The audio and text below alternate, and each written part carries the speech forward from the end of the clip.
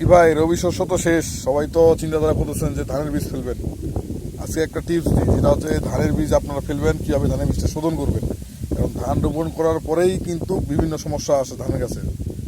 তো সেই সমস্যাগুলো যাতে না আসে সেই জন্য আপনারা ধানকে কীভাবে শোধন করবেন, ধানের বীজটা কীভাবে শোধন করবেন, সেই বিষয়টা একটু টিপসটা আপনারা নিয়ে নেন। সেটা হচ্ছে প্রতি 1 কেজি ধানের জন্য 2 গ্রাম হাদাক এবং 1 লিটার পানি।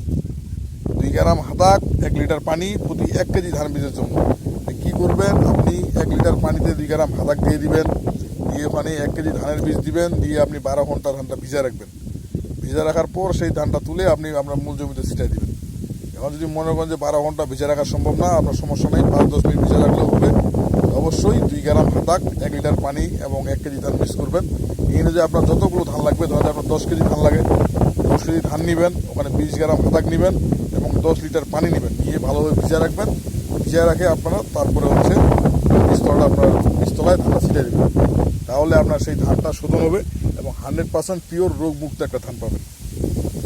তারপরে মূল জমিতে আপনারা অবশ্যই যখন ধানের বীজটা ফেলাবেন সেখানে জহর অথবা বাদা দিবেন, মাটির যত বাজে সমস্যা হবে, এবং হাদাক মিশানো যে পানিটা আছে সেই পানিটাও আপনারা আপনার সেই জমিতে দিয়ে দিবেন।